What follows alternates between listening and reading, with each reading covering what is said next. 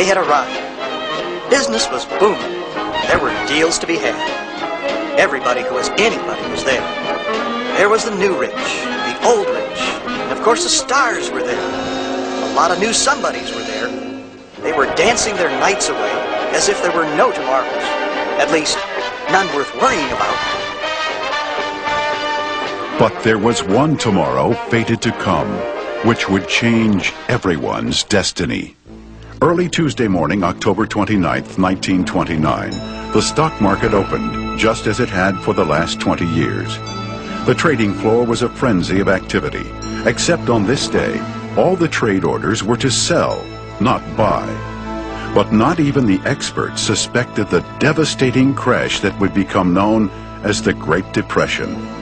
Not only did it dramatically change the lives of all Americans, but it affected the lives of millions more around the world. Once prominent traders and wealthy businessmen jumped to their deaths from multi-story buildings. Hard-working people lost their life savings, businesses, homes, and jobs.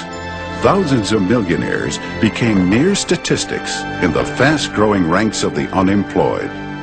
The middle class virtually disappeared. By the end of the year, the market lost the unbelievable sum of $40 billion in equity. 3 years later, at the depth of the Depression, the national income fell by 50%.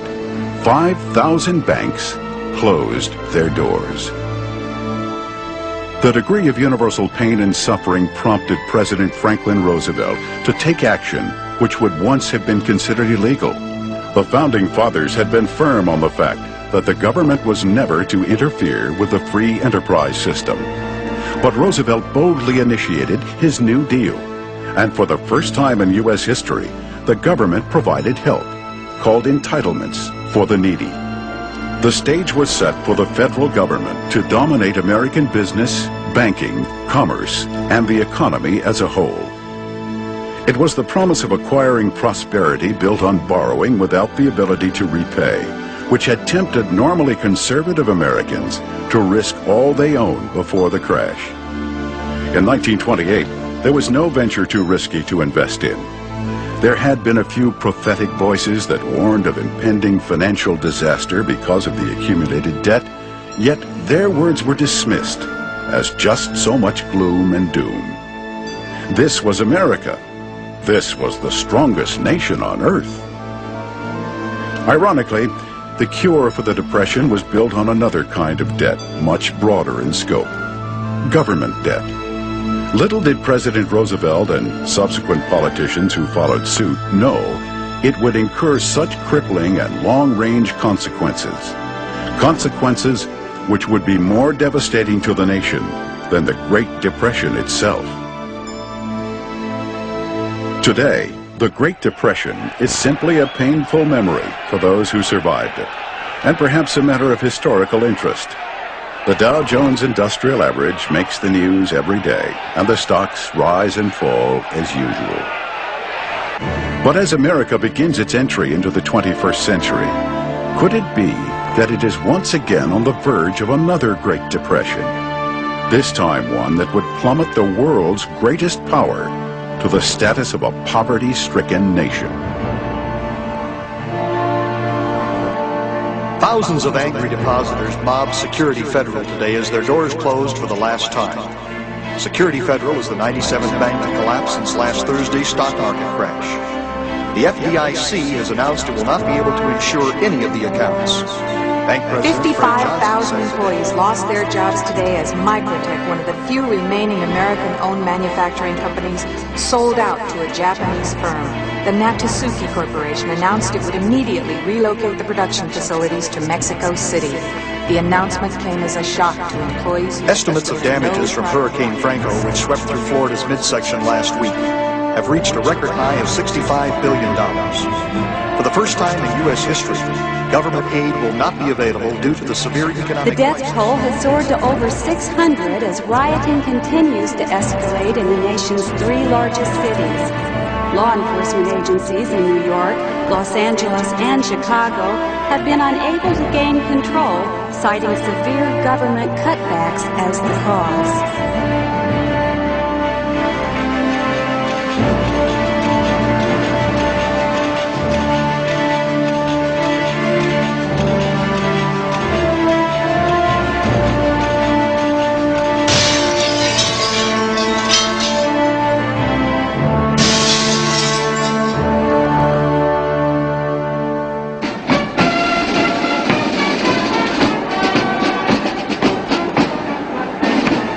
love this country, and it's with great pain I come to the reality. It's over. The America you and I grew up to understand in the 40s, 50s, 60s, 70s is a thing of the past. We face the possibility of a depression that could make the Depression of 1929 look like a mild recession by comparison. Just think about it. Your job, your occupation, your industry, how much more dependent is it on every other job and industry in our economy right now? Far more so than in 1929. We're going to have a collapse, meaning that it won't be a 10-year cycle like we had during the Great Depression. And understand that we aren't the same caliber nation that we were during the Great Depression. If our government continues to spend more than it takes in, I predict with 100% certainty it will go broke. We have a government that is able to generate $1.2 trillion per year in taxes, but is taking $1.4 to $1.5 trillion a year for them to live. And they're literally every year borrowing money just to make interest payments on the money they've already borrowed. Each year, the federal government spends more money than they raise in taxes. In 1992, the government had to borrow almost a quarter of all the money it spent. This amount that was borrowed is what is referred to as the deficit. Since the mid-60s, the government has been operating this way, and the grand total of all the deficits incurred over the years is called the national debt. By the end of 1992, the national debt was estimated at over $4 trillion. The government has given up trying to pay back the actual national debt and is struggling to keep up with just the interest payments. Experts project that within a few years, the interest payments alone on the national debt will absorb all the taxes collected. At this point, no money will be left to actually run the country, and America will be bankrupt. As we continue to increase the national debt each year, we will soon be paying more and more money in interest on that national debt.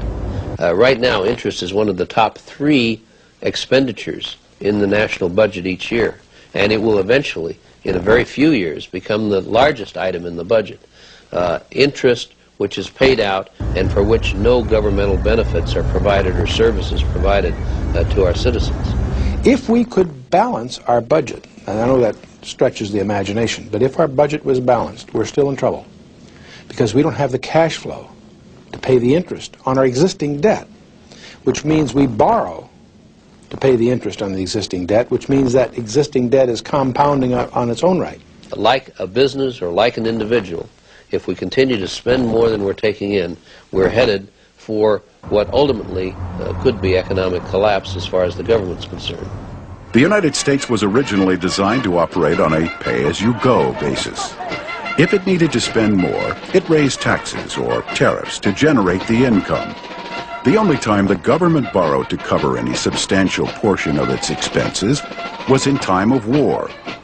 All that changed in the 1960s. When John F. Kennedy was inaugurated as president, federal spending and federal revenues were less than $100 billion a year. The deficit was $3 billion a year. In November 1963, when President Kennedy was shot, our country took a turn that we failed to recognize.